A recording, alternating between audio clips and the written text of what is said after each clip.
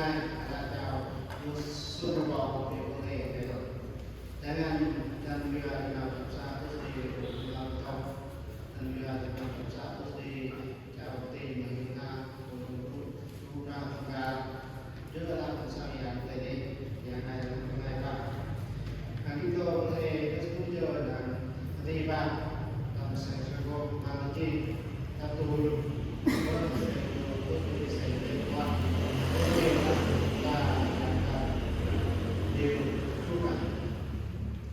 Làm tôi sẽ là cái lý do tầm ra tầm thì cái tôi nhận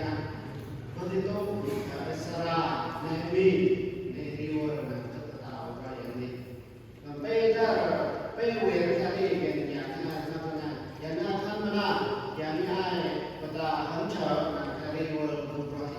lý do tầm là cái nhu cầu tiền của tôi bây giờ người ta biết người ta cái nhu cầu nhà gì cái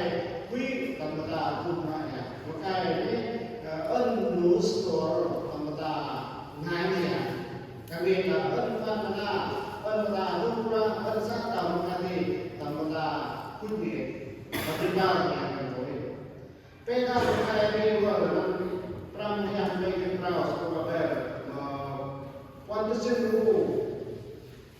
bạn chào bisa menerima nang berpetau yang di berpetau lapan yang di menjadi ini adalah tangan untuk dilegar baru. Lepas dalam kuat yang berlaku Islam, lalu kuat yang berlaku warna cakap, kewa maafkan maafkan bertau legar di ayat suruh di riwa rupanya enam kuat yang warna depan enemy dan enam cakap terus riwa dan kuat Muslim Bây giờ rất là cơ hội để lộ ra nụ thơm ra đi cùng gam ngài này đặc biệt là siêu là thành phố Nam Định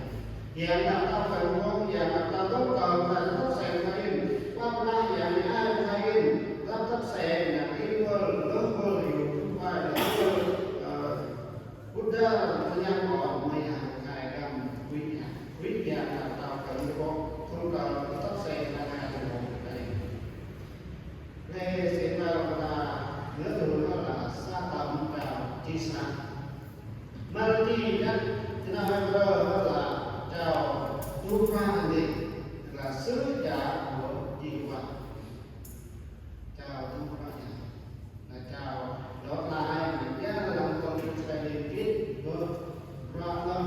ta đợi cái đi làm tu cái đi vâng yang chào cái Bây cũng mang chi rồi trong nó có là thứ tầm ba đại giao là cứu nàng tô là một Israel chúng ta nhớ của tôi tại cái mang gánh nàng rồi chào nó là cũng vì cái rồi cho tầm đại giao này nó sẽ bị kiểm soát nàng kia là đáp lại là chào mà bị cao viên thiết thì bây giờ tôi mà làm sao điều tra nó là cái gì ai bị kiểm soát bên bằng các trạng là bị kiểm soát về đầy đủ ngay đầu chào nó có là nhớ nó tại làm sao sẽ bị cái sự ta đồ bị kích điện chỗ là tao phải nó mới làm được đi ok cái số là bé khi có việc thì có gì vậy xem cả cái một sama ni là dalam sa mà chi qua là con sẽ biết ta tu là ân phan nhà in là gì là ân phần có thể phần đúng không ạ tầm yêu khai được cái là phần niệm khai tát khai phô khai rong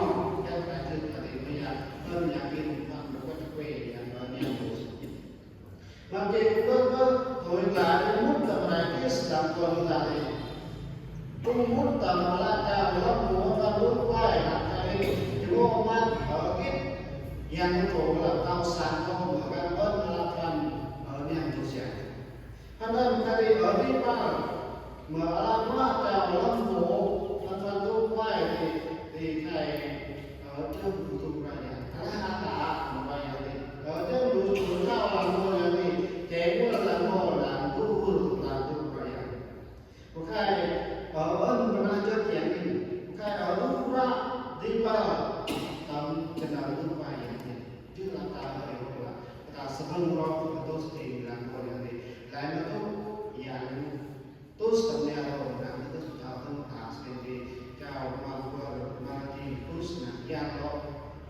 chỉ cho chúng ta quay lại một gia đình làm tại những tâm lực.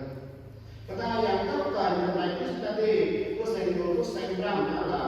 langkah bagus tunai itu dulu, langkah bagus tunai itu dulu artinya. Doa jenau yang kembali,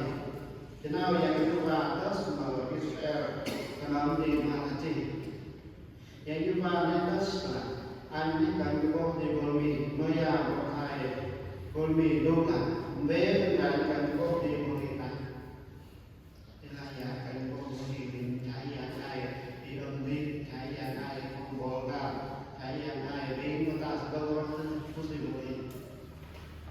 yang kan gua pakai, yang itu pakai, yang tak tahu kan gua, yang tu orang tahu kan gua, saya jadi pengen terus sampai mungkin lah. Đức mà Bố xưa hiện ra cùng tôi và phán rằng phải ta với sự yêu thương đời đời mà yêu người, nên đã với sự nhân từ mà kéo như điện. Yang kẻ yang phải một hai lịch thân ta bỏ ra đi sổ là thân ta phải được điện. Làm trước còn một hai bây giờ một hai không có ta mắt một hai đó vì thế nên cô là có cô ta cần cô ta dùng sổ kiện là cô thì thơm nó đàn của em của các đặc biệt là chào nhà cần cô. Yang đó là anh cần cô đi về cùng nhà cô. Vậy sao anh ấy dân quyền về sao mà cần cô nhà cô. Yang đó xuống kia là rất là nhà đây là làm hồ sơ là dạng như thế yang ini kami kok yang ini kami tôi cũng là chúng ta yang coi làm hồ sơ là ngay cả trên cái tiền của để sao thì cũng phải biết tận dụng là cái ta tất cả số chi yang của đi ở tất cả số chi này sẽ phải biết yang đến điều ta cần dùng cho tới tham gia ra sự làm gì là nhưng Chúa là Đức Trời hay thương xót và làm ơn trong nóng giận có sự nhân từ và chân thật chân thật chứ là ta không chỉ hơn một sự có hiện trong vô tì mà ta không có hiện thì là thằng nào quẹt mà là có hiện thì quẹt mà là có biết xe là cho nhà cái hỏi sang cùng quẹt mà có hiện cái nào là cho nhà cái thân biết sự không có hiện cái này ba cái tập kích mà ta không có hiện thì là thằng nào đầu tiên chơi cả lời thì ta phải có hiện thì cao hơn nên cái sự đại những bố nhà thờ là rất và ta rất là xong chất là những con chào vô từ này cho là ta cần có thằng nào làm rồi mình sẽ cái phản sự cho con một gì ấy là sự cay đắng của tôi đã tạo nên sự bình an Chúa đã yêu thương linh của tôi đem nó ra khỏi hầm hư nát vì Chúa đã ném mọi tội tôi ra sau lưng này dạng này chuột dạng này rau dạng này có nhớ từ lại cũng còn chứ là đã cái xèo thì cái lỗ xăng làm tàu cái dạng này ai người ta ba thì ta lắp cái này ta phải vô dạng này bây giờ làm vô dạng này không có tạo kinh đỡ ta bỏ ra cái số ta không sắp ta đi dạng này bây giờ phải ở cả dạng này tạo thành công để sai trong thành công gì là kẻ ác tha bỏ đường người bất nghĩa tha bỏ các ý tưởng hãy trở lại cùng Đức Giê-hô-va Ngài sẽ thương xót cho hãy đến cùng Đức Chúa Trời vì Ngài tha thứ trôi dạt và to lại và Chúa chân thì là Ngài rồi Ngài siêu ta cần có một dạng có đi chào làm bỏ có đi chào tu ra nhà đi là chào năng bộ tham gia cái chào thân quê thì cái cung thẩm rồi là cần nhà thì ta thì đã sợ làm sao thì yang lịch là yang du ha thì làm này là chúng ta đi ở trong đó luôn ở miền Tây sẽ tâm sinh quan điểm đi làm để đồng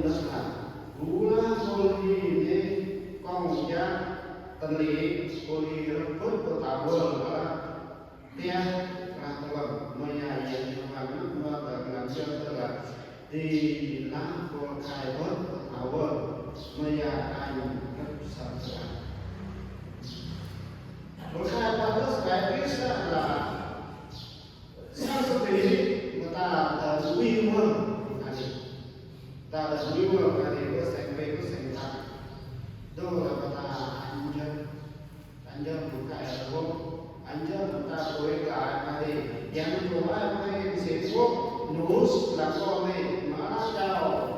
nó bốn mặt lúc này vì người chúng ta tối cả vì người chúng ta có cơ mà thành ra mình cái lúc ra gửi ở tầng đó tức là giá thôi chúng ta cũng phải giá trị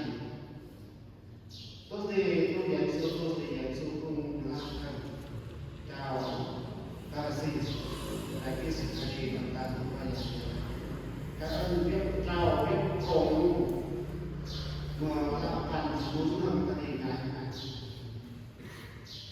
các anhท่านพยายามรู้กันดีเราทุกเราอย่างนี้ต้องการให้เราทุกข์อย่างนี้ได้จากเราบางทีนี่ก็หลังคนที่เราเรียนเราทุกข์เรามาไม่ลงที่ตำนานวันที่ยังเล่าเรื่องอะไรอย่างพวกเราเป็นที่ดูบทอย่างนี้มีที่คนมีที่นี่ก็ที่แล้วก็เสียทุกข์อย่างก็เสียทุกข์อย่างก็เสียหนังรู้ไม่ลงใครMaya, makanya ini. Jika ada orang saya menjumpai yang diberinya, tujuh supaya tujuh bersama yang di lainnya, yang kami menggunakan kita bukan. Lalu, bolehlah pakai baju tadi orang saya, berbuat mengajar yang mengajar waktu bukan. Kata sebab orang itu berhubungan dengan tentang siapa orang tadi, suatu saya orang tadi dalam berbagai persoalan. Dan orang tadi itu berbagai kenai, kita yang berbagai sang, kita ada bingung, kita ada berbagai perintah anak orang itu, sehingga kita akan berbagai. Yang berbagai tadi yang kata yang berbagai berbagai. Betul lah. Yang kita sampaikan sự cố tín và không có lời Chúa ta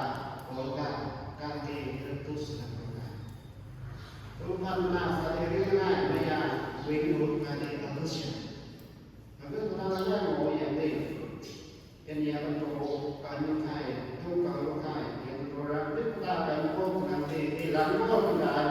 ta thấy ta như thế này không có sai trong công việc là thế một cái cũng làอย่างนี้มีอันของเศร้าในพวกนี้หายเอาจนรู้สึกไปพวกนี้เชื่อว่าตัวของเนี่ยใครก็เป็นหลังก็เป็นหลังใครก็เรียกว่ามีอย่างเราต้องเลือกเป็นหลังก็ไปลงตัวก็ตามไปอย่างนี้สักครั้งก็ทำให้ความจำสิ่งพวกkarena benar ada yang kita yang mau yang berpikir tapi kan benar tapi bukan yang yang kita dan terbatas berbeda persen perahu persen kuat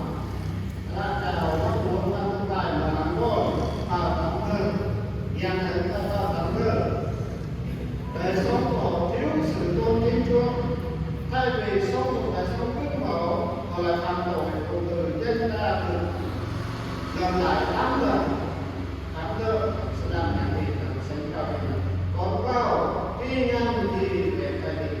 đi là khi ngang thì cho tàu ra đi tức là có nằm ở đây xin vô của này còn vào thì đương nhiên là vào khi ngang thì là xin hư ra và hư ra thì cũng là bất tạo điều hạ chào thế nào đương nhiên là chúng ta đã làm số với lời thế nào rồi mới giờ chúng ta chúng ta một cái gì đấy tôi làm ta vậy đúng lúc này phải biết cái gì chưa ta đúng một chuyện chỉ về làm đánh và sự nhân sinh của lúc thời chúng ta đã để phải làm vinh hiển trên Chúa nhưng họ làm cụ gì hay là vân vân thế là này anh em không có cái gì đâu là còn sao vậy thì thân hơn thì tu cóอย่างไรเวลาเราใช้ใครเชี่ยวชาญถ้าโปรตีนทำบาปสิ่งที่เราเรียกว่าเป็นบาปหลายก็เป็นเรื่องเกิดได้ทุก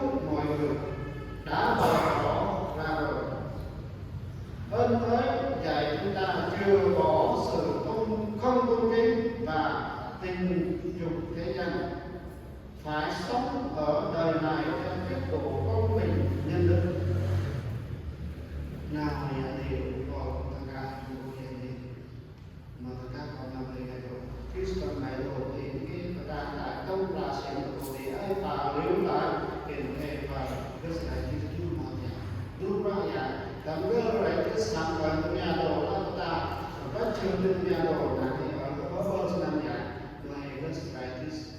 song hình cân cái nào cơ chi nam nhà con mất tầm ta năm lo thì hai bạn để cái sự dunia đồ sẽ được không mà thay nhận nhau nhà người ta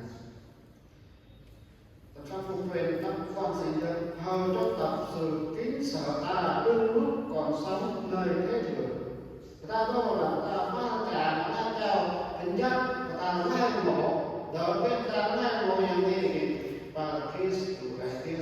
thì gọi là tu mọt già và tu phải yang hai bạn ta đâu cơ hội để cung bề yang ta làm người phải là cơ hội để tu phải là tu hình giác cái năng này cái năng là ta Kristus sebagai roh kita tentu Magdalena hay cái tàu Kristus tàu tu ngay một cái đại chết cái gì ta trả nữa ta sản đâu tu ngọ tu buồn cái như không nhà của họ là tàu tu sửa lại ngay một thật ra không quyền đặt tàu sẽ nhập về ngươi phải kính sợ trời ngươi và hòa bình lúc đó là nó làm ta cảm nhận bạn này nè cái lợi nhất ta thành nè biết ta phải một điều gì của mọi nhà các cha tôi trong đó sẽ nhập về cái này khá kính sợ đức trời và chứa các điều răn ngài đó là cho phật sự ta cũng vậy thì bây giờ là tu một tí dạng mà tất cả ta không làm ta sẽ làm yang agar untuk itu yang menjadi eva kes tambahan agar lagi sedih agar lebih sedih dan xong các nền này là tôi về xem fokus xem họ đã làm ô dân chúa bởi những của dân của lễ dân của cái này theo lời của một trang họ mà có được theo cái công ty của này là số tăng mà vào thành phố Nhật đi về là đi thành phố là cái tham gia của này bây giờ thành phố tầm nhiều cái thì thằng khác nếu là bây giờ các nhà tiên thì thành quê trong quê thành ba đơn thành nhưng mà chất tu lễ nát cơ nhà này hiện tại tôi dạy sư tôi xuất nhà rồi thì dạng cũng rất là để ý tôi cho nhà thì thành dạng cố dạng các mà cố rất là nhiều ra bằng cố mà cố bạn hơn nhà thì và các cả để cho phát sinh để thay đổi luôn cả nhà cái muốn thành cần quan thành nhà này mấy thanh theo việc thanh ở trên một sự kiện sao tạo ra cái nhà cái mà bên nhà cái để cùng là nhà ở bên một thành thì anh bạn thì làm cái quạt cái đồ cái này cái phần có ngồi cái chi nhà ở trên một sự nhà không cần cái đâu tôi thấy ở nhà như vậy rồi dân của lễ không đẹp lòng Chúa ngài đã cứu dân của thái đang bị lưu đày ở Babylon sau đó ngài khiến vua Seru ra chiếu chỉ cho phép dân Do Thái trở về lập lại đền thờ tái lập lại sự thờ phượng bây giờ nặng thu khoai kỹ năng gì chứ đủ dân nhà kinh bây giờ phải lại ơn nhà kinh để làm mất con mô sinh sao có chuyện mà để làm bị chèn thăm quét thăm quê mà thăm lễ mặt ơn chào quan đồng bọn này quan rất thủ những cái đó cái là bên trả yêu này đó nâng bình đó nâng bình thủ hay là không phải chèn cần ơn thăm tu thì cái vai trò thì anh làm không thì anh tu theo nhà tiên thì dạng tu ngày khổ là cái số ta ya nào cái sao mình mua hiện thì cái sao mà có thì là đi những quan trào thì là cái con trào thì cái phần ya ada yang mau lại không chịu cả mua lại một cái corona bên bên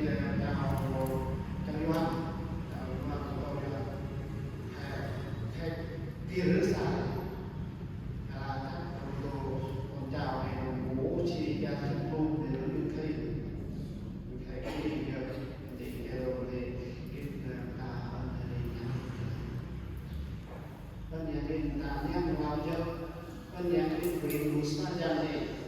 phân nhãn cái mà là nó nắp nó ngay là nhãn không tài thì chào các về là có cái nhãn mù sa sáng sinh lúc thì sẽ có cái sáng sinh con mi ân hành xả có lực năng bằng không quay này mà nhà con mi lục làm bé con mi này ngâm có đạt ta có tại có con mi đó là cho nên nhà như vậy thì ba sẽ ở sao còn con mi trẻ nó ăn quan chân thì ngon lắm nó cứ quan tâm không quan người ta nói là có thể sao còn con mi ơn là ăn quan chân quay quay có chi người ta nói có thể sao lo ơn cô thờ trong quá khứ của là cả đi khai rất ném lúa đi vì sao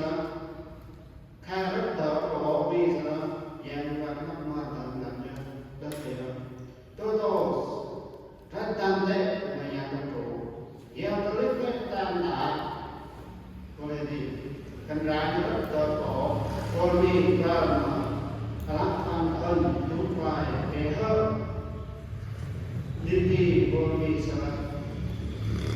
ya das yang buli cara nomor malati rasulullah karena itu sejalannya itu dikenal yang di konsal yang di Allah dan moto lah kalau kai terus terkait mau juga ya ini ada yang di sini saja ya kalau itu saya Nada về xây nhất đôi thì xây dựng và ở nó ở xin làm ăn ơn cái ơn tiền thì ở cái này xây cho tôi cũng kia là làm con thì cái thân nhà theo nhà cái việc nhau nó nào chứ là phản là thì cái nhà thọ tầm xây cho tôi kia cấp cần rất là tầm con mình tư là của mình một vài những cái gì tổ con mình ở chu ở có để làm một vài những yang qua làm cho là anh ở biết rút thì con mình mà anh ở đó anh con lời đó thì con mình sẽ làm anh rất là đỡ thì cũng là làm con với thì tiếng mặt ngày lên Jodoh di matanamu tamamat dia jauh ensangan merhu mepam ensango tai ensangan dalam di bulan Nangkal putih dan yang hai putih dan yang putih dan yang hai một tu phải trước một lần này trước một lúc ra ya trước một lần cần vô một tí ya cái nang coi thì lại yang kosio yang to kan yang mui luar malati nang sendo qua orang lain ada mungkin nambah ya belum mengenali terus dan mengenali tức là làm gì ta làm những cái này năm nay ta không là skill đâu làm thế này rất là biết làm cái một số việc betul yang besar macam yang adalah bumi terjadi mungkin terus pada di mana-mana itu katanya yang besar yang boleh kan konsal yang baca paling jen koyak yang di panto kita tu terasa di komputer kalau terasa dia akan terima yang di kerja terus maupun dosa di yang namanya chào ông Phúc Việt Mày ta liên quan xây và xây về xây quan yang cần là cũng phải sản xuất ăn ơn đó là cái trong ngày lá chào là một lúc quay là một xe hình kèm cái đó là ăn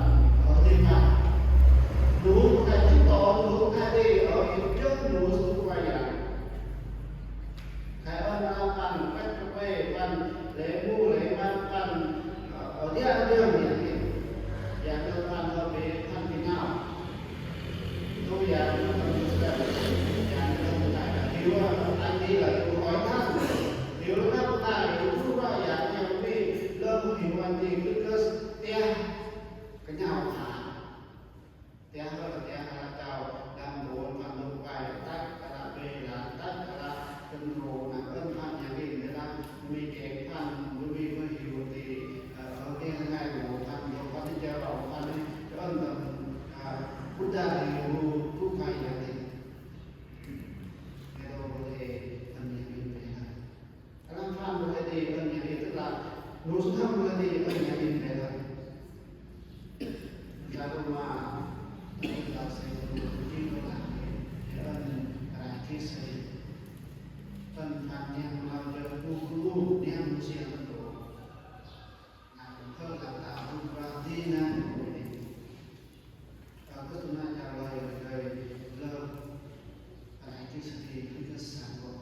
เริ่มก็สายที่สติทำง่ายเราอยากสิ่งจะเราอยากต้องการเราอยากอยู่อยากเราอะไรอย่างนี้ในวันที่ทำโปรยทานที่ผ่านเราเดินไปตามเราการสติอย่างนี้แล้วก็อย่างนี้ว่ามันน่าจะเราต้องไปในเราก็เปิดสัญญาในเราทำอะไรที่สำคัญสัญญาทำที่สำคัญKami sangat tak bebel menceritakan ini dalam sok tahun sanggup lebih dalam ini itu kami yang ada di dalam negara yang harus lurus niam lupa yang banyak manusia berkata praktifan ini kalau dilakukan boleh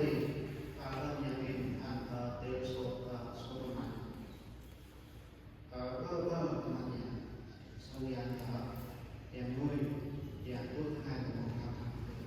làm sao đâu rồi trong số đó con nhà rồi số nhà rồi là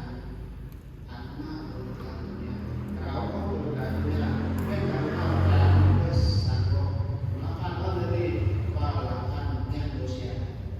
làm sao đó của mình cũng quay làm có thì ấn nhận tối làm ăn ở đây ba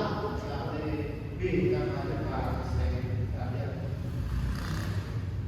làm ơn nhận của mình làm clip boost để quen mình sẽ làm gì sau đó là thì làm fan làm thì làm cái này thì boost bị cũng không thì là fan làm thì boost sẽ mấy nhà thì cũng có nhà cũng có nhà thì cũng có nhà thì là fan nhà nào rồi là các con nhà là rồi em coi cho lại cái số này thì chúng có làm clip của tôi nha làm có invite là không là cần là làm clip cái việc tôi lại những cái phần nhà đầu ngày nay ta không cả sự vật rằng thì sự việc hiện nay tôi sai rằng thì cái rồi là thì cảm ơn các chủ về cô bác chân nhà đi mà nhà cần phải thân đem vào được nhà cũng phải làm chẳng có đó là cho một cái lúc phải nhưng mà có cơ cho nên lúc phải tapi yang lain kami tidak mengubah yang mana mian fan hoki ini yang saya masih tahu hanya orang yang ada kisah mana kalau ini sedang kalau saya dia berkaitan kisah tu kisah di mana dalam berkaitan dengan tiang itu berkaitan dalam berkaitan orang fan tu kami hoki yang bersama kadang pun kadang saya bawa kadang diuna orang masak kali rep dalam kehidupan rep pan jeng itu lupa berlaku sedang pan rakyat memakai kesukaan program bagi negara tapi pan nak ada yang apa yang pun yang sekarang jelas soal tadi